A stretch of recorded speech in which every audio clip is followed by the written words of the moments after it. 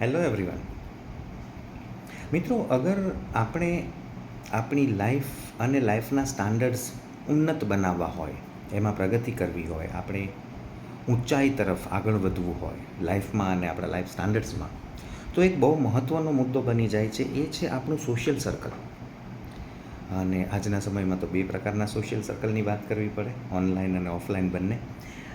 શા માટે હું સોશિયલ સર્કલ પર આટલું મહત્ત્વ આપું છું? કારણ કે આપણે બધા જાણીએ છીએ સંગ તેવો રંગ અને સોબતની અસરો વગેરે કહેવતોથી આપણે બધા વાકેફ છીએ અને આ વાસ્તવિકતા છે.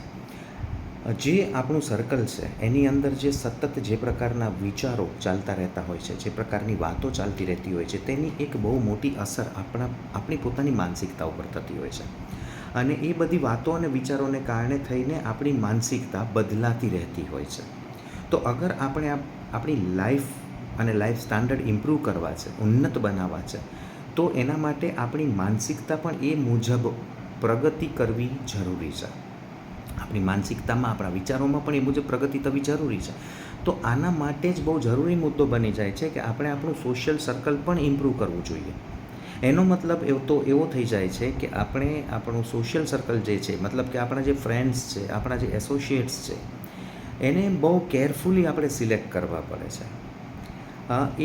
એ ફ્રેન્ડ્સ, આપણા એસોસિએટ, સાથીદારો બધા કંઈક એ પ્રકારના હોવા જોઈએ કે જેઓ આપણી જેમ જ આપણી લાઈફના જે વેલ્યુઝ છે, આદર્શો છે, આપણી લાઈફના જે ગોલ્સ છે, એને એ લોકો આપણી જેમ જ સપોર્ટ કરે.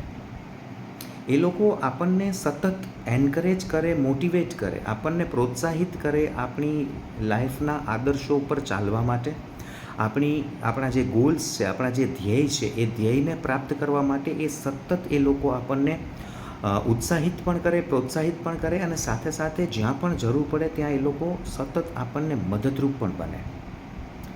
તો આ બાબત અત્યંત આવશ્યક બની જાય છે આપણા બધા માટે. અગર આપણે આપણી લાઈફને, આપણે લાઈફ સ્ટાન્ડર્ડ્સ એલિવેટ કરવા છે, ઇમ્પ્રૂવ કરવા છે, સુધારવા છે, આપણે ઉન્નતિ કરવી છે, તો આપણે આપણું સોશિયલ સર્કલ બહુ ધ્યાનથી સિલેક્ટ કરવું પડશે.